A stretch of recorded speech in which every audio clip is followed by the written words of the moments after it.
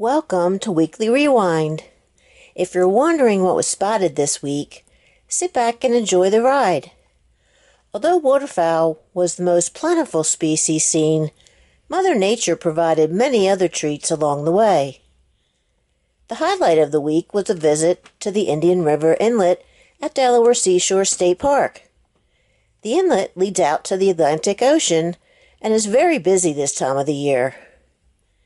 There was a feeding frenzy going on, with many surf and black scoters joined by gulls and other diving ducks. Along the rocks, scaup could be seen feeding, while boat-tailed grackles were munching on the exposed mussels. This one was eating right below me, while a second one serenaded me with a beautiful song.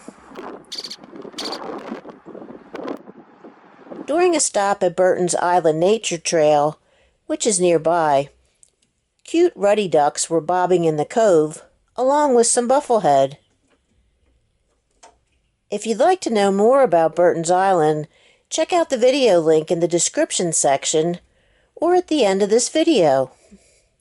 It's a great place to hike and look for wildlife. I also stopped at Silver Lake in Rehoboth Beach to check out the canvasback.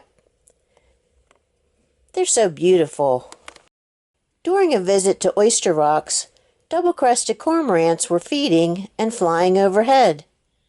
A female red-breasted merganser floated down the river while bufflehead were busy diving for breakfast. Further up the river, a pied-billed grebe was spotted floating along before it also dove under the water searching for a meal. American black ducks were in the marsh and open water. While hiking at Prime Hook National Wildlife Refuge, the bald eagles were busy calling out and performing aerial displays, sometimes locking talons. This is the time of year when mating occurs, so they are very active. Also active are the eastern gray squirrels. Although you might think of birds building nests, did you know that squirrels also build nests?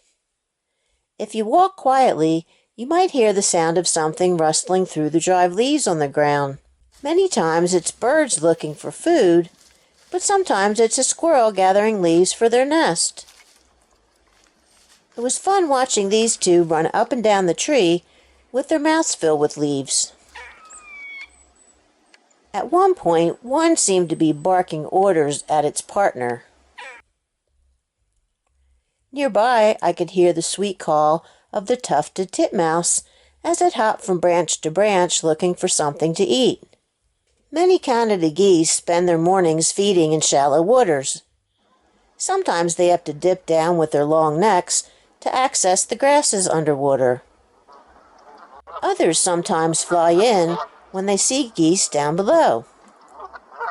These had just landed and seemed to be establishing a pecking order.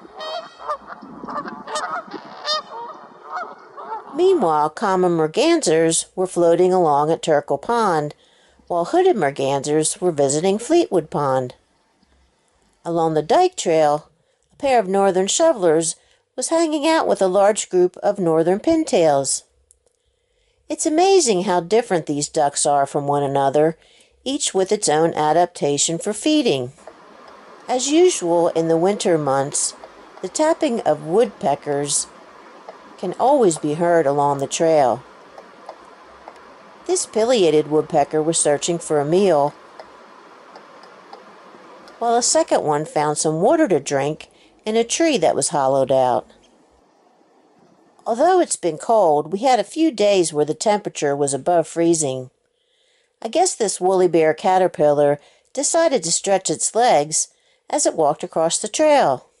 Did you know that woolly bears can survive freezing temperatures by producing cryoprotectants, which is like an antifreeze? This allows them to endure extreme cold. They can freeze solid and thaw out in spring. Did you see any interesting wildlife this week? Don't forget to check out the video about Burton's Island. I'm also including a link to the video about diving ducks since they're so fascinating. Watch the video to learn how they can see underwater. Thanks for watching.